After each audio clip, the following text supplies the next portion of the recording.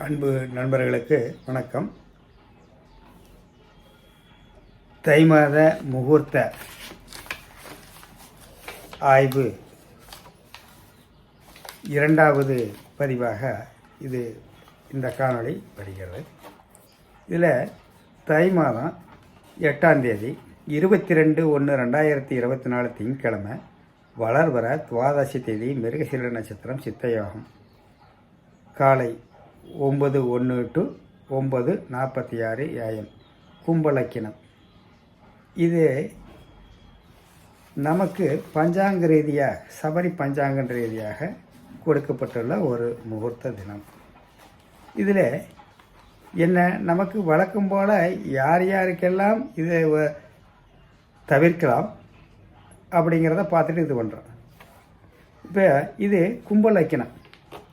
அப்போ கும்பத்தில் எந்த கிரகமே நேசம் அடையிறதில்ல, உச்சம் அடையிறதில்ல, சமம் என்கிற அளவில் தான் இருக்கிறது. ஆகவே நாம் ஒரு 2 ஜாதகத்தை இணைக்கி அதுக்கு முகூர்த்தம் பார்க்கும்போது இதில் மாசத்தையே நாம் பார்க்க வேண்டியதில்லை. அவங்களுக்கு புரியுதுங்களா? கும்பலக்கினமாக அமையும் போது நாம் அதுக்கு மாசத்தையே பார்க்க வேண்டியதில்லை.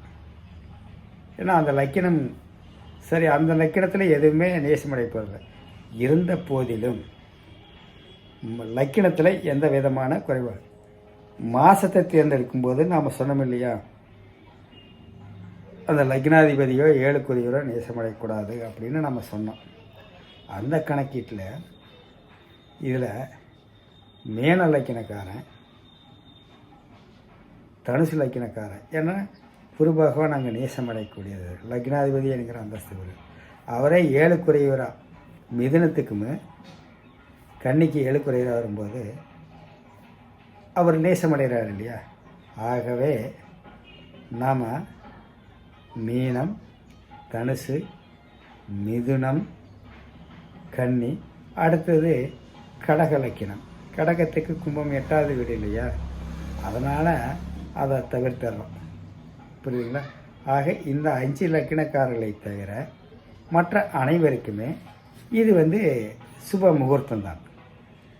அதில் ராசி, நட்சத்திரம், சந்திரபலம், தாராபலம் இதெல்லாம் அது பொதுப்படையாக நாம் கணித்து இந்த மிருகசீர நட்சத்திரத்துக்கு எந்தெந்த நட்சத்திரத்துக்கு இந்த மிருகசீர நட்சத்திரம் தாராபலம் சந்திரபலத்தோடு இருக்குது அப்படிங்கிறத கவனித்து பார்த்து இது பண்ணிக்கலாம். இதில் இன்னொரு விசேஷம்னா விவாக சக்கரம் அப்படிங்கிறது உங்களுக்கு தென்மேற்கில் தான் விழுகுது. ஆக அந்த சந்தேகம் இல்லை, இது ஒரு சூப்பரான முகூர்த்தம் தான். இந்த ஒரு 5 லக்கினதாரர்களுக்கு தான் இது இதே வழிய, மற்றபடி இயற்கையாகவே எல்லாமே அந்த லக்கினத்தில் எந்த கிரகமும் நேச உச்சமடை போகிறதில்லை. அடுத்து விவாக சக்கரம் நல்லா இருக்குது, தாராபலம் சந்திரபலம் நல்லா இருக்குது அப்படின்னா தாராளமாக இந்த நேரத்தில் செஞ்சுக்கலாம். சரி, அதுலேயுமே ஏதாவது தோசை நிலைகள் அப்படி இப்படின்னு ஏதாவது கொஞ்சம் இருக்கிறதா இருந்ததுன்னா நாம் புஷ்கரண பாதங்களை நாம் எடுத்துக்கலாம். அந்த நேரங்களை நாம் எடுத்துக்கலாம். சரிங்களா?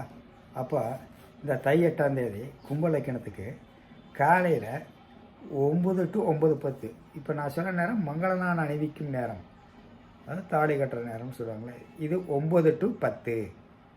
சரி, இது அடுத்ததுலேயே 9:20 to 9:30, 10 நிமிஷம் இருக்குது. தாலி கட்டுறதுக்கு 2 அல்லது 3 நிமிஷம் போகுது. இதை பயன்படுத்திக்கலாம். நான் எதற்காக இவைகளெல்லாம் குறிப்பிடுகிறேன் என்றால், ஜோதிடத்தினே பல விஷயங்கள் இதுவரைக்கும் தெரியாமலேயே நாம் கடந்து வந்து விட்டோம். உண்மையான இவ்வளவு விஷயங்கள் இருக்க நாங்கள் நல்லா தான் பொருத்தம் பார்த்தோம், எல்லாம் தான் இது பண்ணால் பையன் பிள்ளை வாழ்க்கை இப்படி சிரழிஞ்சு போச்சே அப்படின்னு சொல்லக்கூடிய காலகட்டத்தில் நம்ம பார்த்துக்கிறோம். இப்போ ஒவ்வொன்றாக பார்க்கும்போது தான் இது ஒரு பெரிய கடல் மாதிரி. எல்லாமே சும்மா பாட்டு இது சுருக்கெழுத்தில் எழுதி வச்சுட்டு போயிட்டாங்க. இது ஒவ்வொன்றையும் கண்டுபிடிச்சி நமக்கு முன்னோடிகள் அவங்க ஒவ்வொரு இதாக அவங்க கொண்டுட்டு வர, இந்த காரணத்தினால தான் இந்த கஷ்டம் இருக்குது, இந்த தாராவளம் சந்திரபலம் இல்லாதது, இந்த மாதிரி எந்த மாதம் இப்படியெல்லாம் மாதத்துலலாம் குறிப்பிட, இதெல்லாம் இப்போ நேற்று வந்த கணிதங்களா? எத்தனையோ நூற்றாண்டுகளுக்கு முன்னாடி வந்த கணிதங்கள் இவையெல்லாம். இப்போ யார் இதை புதுசாக எல்லாம் யார் உருவாக்கம் இல்லை, ஒன்றும் இல்லை. இருக்கிறத எடுத்து படித்து சொல்கிறதுக்கே பெரிய விஷயமா இருக்குது. அப்போ நாம் அதை படிப்போம். எப்படி இருந்தாலும் அந்த 1.5 மணி நேரத்தில் நம்ம தாலி கட்டத்தான் போகிறோம், எல்லாமே இது பண்ண.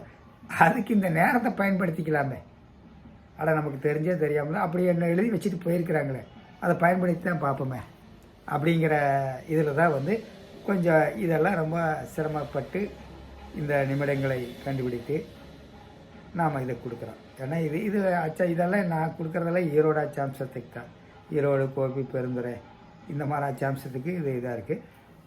மற்றபடி சேலம், கோயம்புத்தூர் இதுக்கெல்லாம் வந்து ஒரு நிமிஷம் 2 நிமிஷம் முன்பின் வரும் அந்த அச்சாம்சத்துக்கு தவிர.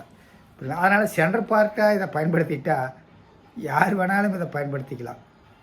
இப்போ அந்த 10 நிமிஷத்தில் அதில் சரி பாதி 5ஆவது நிமிஷமாக இது பண்ணால் யாருக்கு எந்த இதுவும் வராது, கரெக்டான அந்த நவாம்சம் நம்மளுக்கு கிடச்சிது. அதனால் இதையும் பயன்படுத்தி கொள்ளுங்கள். ஆக எந்த லக்கணம் வர்றதுக்கு இது இடைஞ்சலானது சரியானதல்லங்கிறத குறிப்பிட்டோம். அடுத்தது ஏதாவது இப்படி எல்லாமே வராது, சம்பந்தங்கள் நல்லா இருக்கலாம், பொருத்தம் நல்லா இருக்கலாம், ஆனால் என்னடாது இந்த ஏதாச்சும் பையனுக்கு பிள்ளைக்கு இப்போ கல்யாணம் திசா புத்தியெல்லாம் முடிய போகுது, அதுக்குள்ளே கல்யாணம் பண்ணலாம் பரவாயில்லைங்கிற ஒரு தர்ம சங்கடமான சூழ்நிலை இருக்கும்.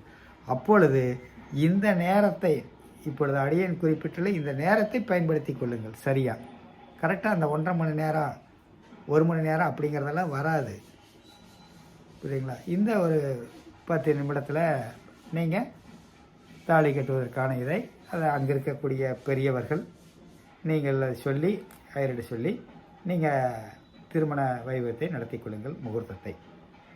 நல்லது நண்பர்களே, நன்றி, வணக்கம்.